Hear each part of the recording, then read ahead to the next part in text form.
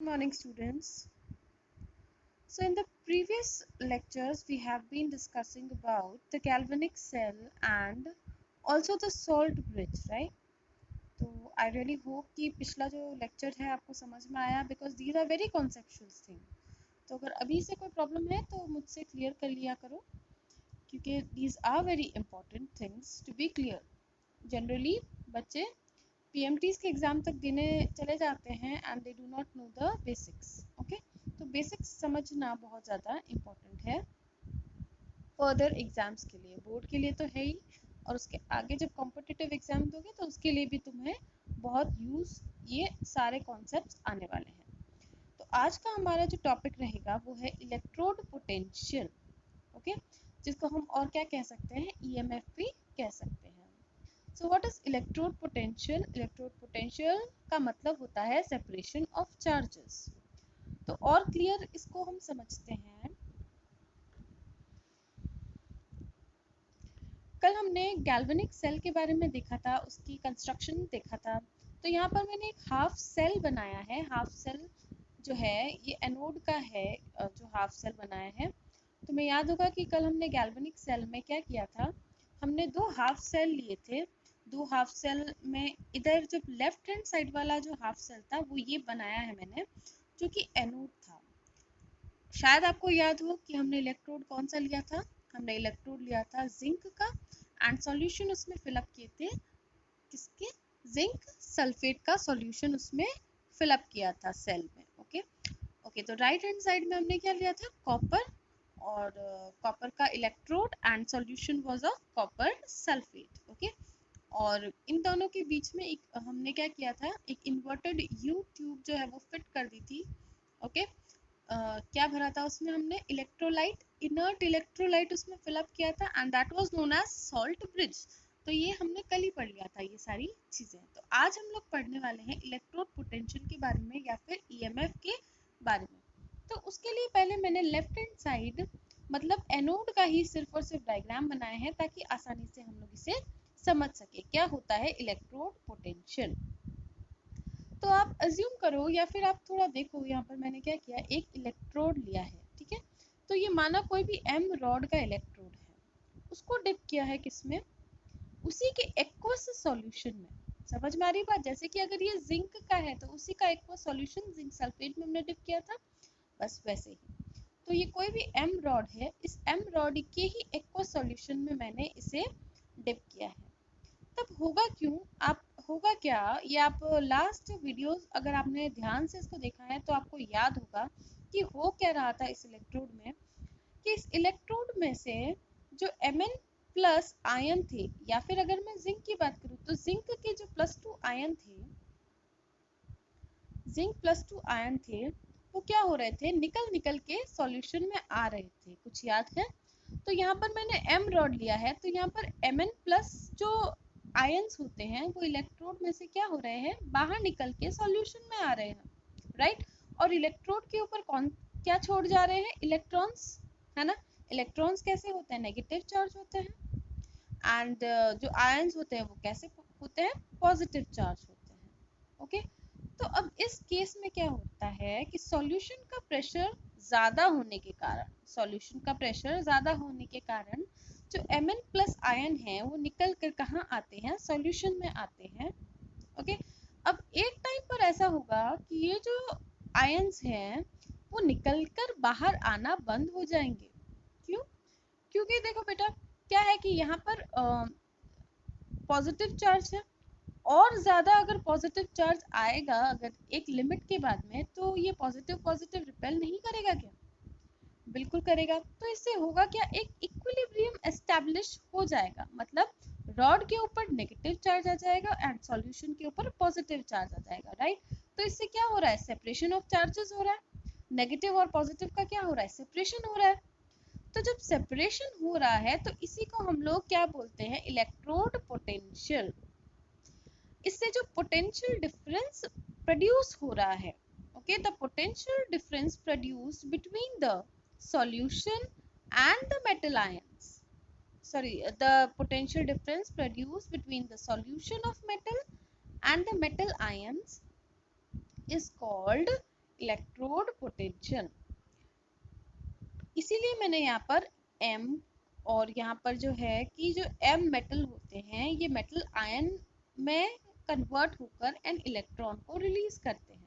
Okay, बीच में मैंने क्या लगाया है, इक्विलिब्रियम साइन लगाया है यहाँ पे। ओके, अब इस सेल में क्या हो रहा है, ऑक्सीडेशन हो रहा है। ओके, ऑक्सीडेशन क्यों हो रहा है, क्योंकि इलेक्ट्रॉन का यहाँ पर क्या हो रहा है, लॉस हो रहा है, राइट। तो ये क्या होता है, ऑक्सीडेशन। ये सारी हमने चीजें क्या करी है, लास्ट क्लासेस में भी पढ़ी है। तो क्या हो रहा है यहाँ पर, ऑक्सीडेशन। अब तुम खुद से सोचो कि जिंक के आयन कॉन्स्टेंटली निकल कर आ रहे हैं सॉल्यूशन में, तो इस रॉड का जो वेट होगा वो कैसा होगा, कम होगा। तो weight of rod decreases. Okay, इस इलेक्ट्रोड पोटेंशियल को क्या कहते हैं हम लोग, इसको कहते हैं ऑक्सीडेशन पोटेंशियल ऑफ इलेक्ट्रोड, जिसको रिप्रेजेंट करते हैं कैपिटल E एंड इसके नीचे लिखेंगे O and P। O is for oxidation, P is for potential.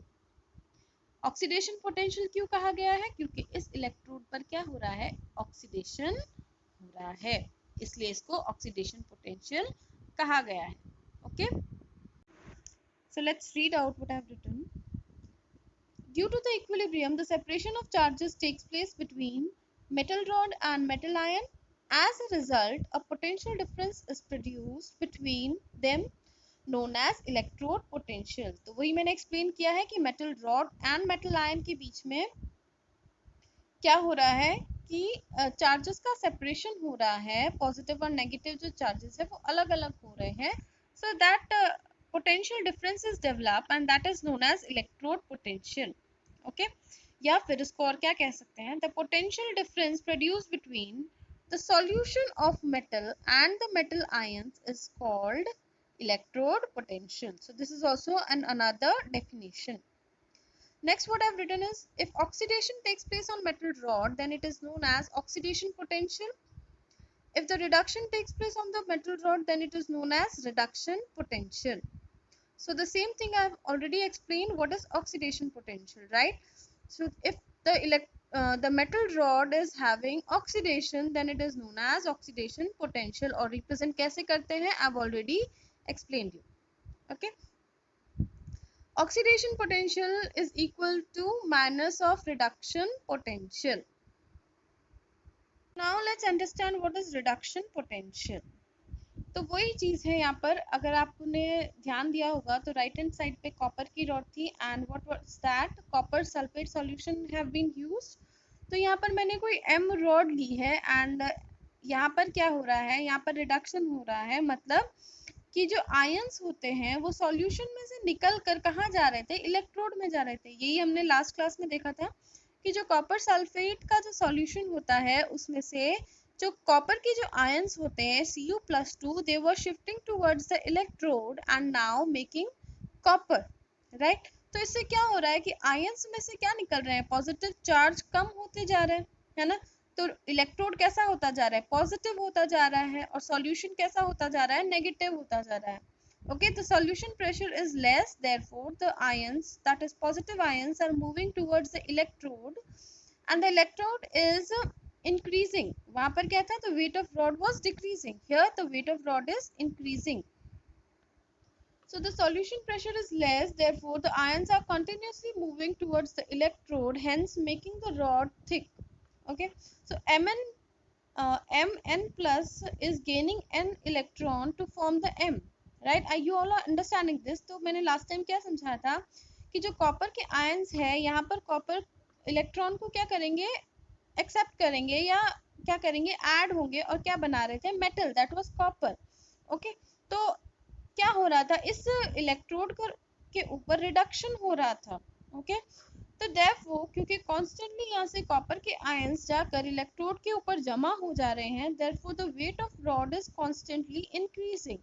Wait यहाँ पर क्या हो रहा है, कॉन्स्टेंटली इंक्रीजिंग हो रहा है, and because reduction is taking place, तो यहाँ पर हम इसे क्या कहेंगे, we'll be knowing this that it is ERP, that is reduction potential of electrode. So this is reduction potential of electrode and that was oxidation potential of electrode. Okay, Therefore, E cell is equals to oxidation potential plus reduction potential. Okay, oxidation potential is equal to minus of reduction potential of electrode. Okay ये दोनों आपस में क्या होते हैं, opposite होते हैं. मतलब अगर ऑक्सीडेशन पोटेंशियल किसी भी सेल का अगर +1 है तो रिडक्शन पोटेंशियल कितना होगा, -1 होगा. Okay so this is the main conceptual think about the electrode potential. क्या होता है इलेक्ट्रोड पोटेंशियल, EMF क्या होता है. तो नेक्स्ट चीज हमको पढ़ने वाले हैं वो होगा कैलकुलेशन ऑफ इलेक्ट्रोड पोटेंशियल, कि इलेक्ट्रोड पोटेंशियल को किस तरीके से कैलकुलेट किया जाता है. So next heading is calculation of electrode potential. तो इलेक्ट्रोड पोटेंशियल को कैलकुलेट करने के दो तरीके हैं. पहला है standard potential and the second is non standard potential. Okay तो क्या होता है स्टैंडर्ड पोटेंशियल. आप लोग बाजार जाते हो, you go and buy vegetables, right? सब्जी तुम लेकर आते हो and if you want to get something 1 kg, okay? अगर 1 kg तुम लोगों को कुछ चाहिए तो क्या क्या करते हो, तुलवाते हो, बाट होता है ना. लोकल लैंग्वेज में जब हम बाट की मतलब है कि उसके रिस्पेक्ट में तुम वेजिटेबल्स को क्या करते हो, मेजर करते हो, है ना. अगर आपको 1 किलो आलू लेना है तो क्या करोगे, तो वो सब्जी वाला क्या करेगा, वो 1 किलो का बाट रखेगा और आपको 1 किलो उसमें जो पोटैटोज है, आलूज है, वो आपको दे देगा, राइट. तो अब ये 1 किलो क्या सॉरी ये जो बाट है वो क्या है, ये एक स्टैंडर्ड थिंग है, ये जो हमने बनाया कि भाई ये 1 किलो है और इसके अगर बराबर हो जाए तो ये सब्जी भी 1 किलो हो जाएगी, और इससे अगर कम हो तो मतलब 1 किलो से कम है, और अगर ज्यादा हो तो मतलब 1 किलो से ज्यादा है, राइट. तो that is a standard thing.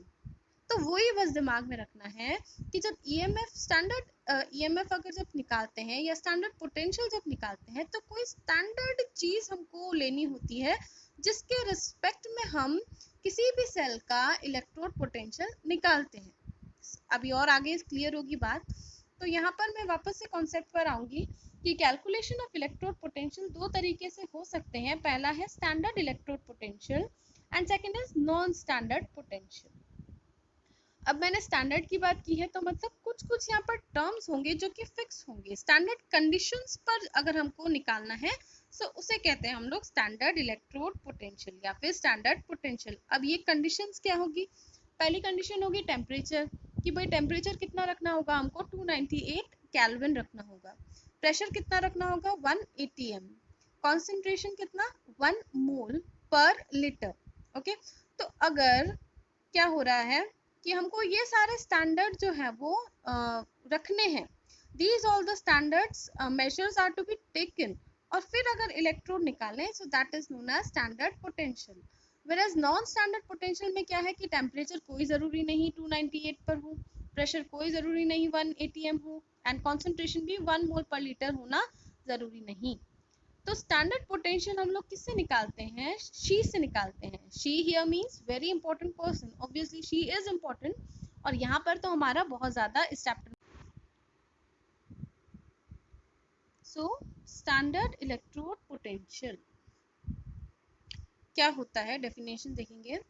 The electrode potential in a solution of a metal ion having 1 mole per litre concentration in a half cell at 298 Kelvin is called standard electrode potential. ये अभी मैंने explain किया कि कितना concentration होना चाहिए, 1 mole per litre, temperature कितना 298 kelvin and pressure is 1 atmosphere. तो ये सारी अगर स्टैंडर्ड कंडीशन है तो that is known as standard electrode potential. Okay it is represented by E naught. Standard reduction potential, the tendency of an electron to accept electron or to reduce in 1 mole per liter concentration at 298 Kelvin is called standard reduction potential. Standard oxidation potential, the tendency of an electrode to lose electron or oxidize in 1 mole per liter concentration and at 298 Kelvin is called its standard oxidation potential. Okay, तो standard electrode potential किसे कहते हैं, standard oxidation potential किसे कहते हैं, standard reduction potential किसे कहते हैं. तो अभी मैंने एक बात की थी यहाँ पर कि अगर आप वेजिटेबल्स लाते हो तो किसी के रिस्पेक्ट में आप देखते हो, राइट। ये किसने बनाया है? ये हमने ही बनाया है कि भाई माना कि ये 1 केजी है और अब इसके रिस्पेक्ट में तुम मुझे ये चीज़ दे दो कि अगर इसके इक्वल हुआ तो वो चीज़ 1 केजी ही होगी, राइट। तो ये किसने बनाया है? मैंने, आपने तो नहीं बनाया है, राइट। ये माना गया है कि भाई ये 1 केजी है, ये 2 केजी है, अब इसके रिस्पेक्ट में सारी चीज़ों को मेजर करना है। ओके, तो यहाँ पर भी वही है, इलेक्ट्रोड पोटेंशियल में भी सेम चीज होती है। तो एक इलेक्ट्रोड ऐसा बनाया है जिसे हम कहते हैं शी मतलब of course she is important here also, she is very very important। Okay, अगर बोर्ड एग्जाम क्रैक करने हैं तो शी को अच्छे से समझना पड़ेगा। So what is she? Standard hydrogen electrode और NHE, that is normal hydrogen electrode.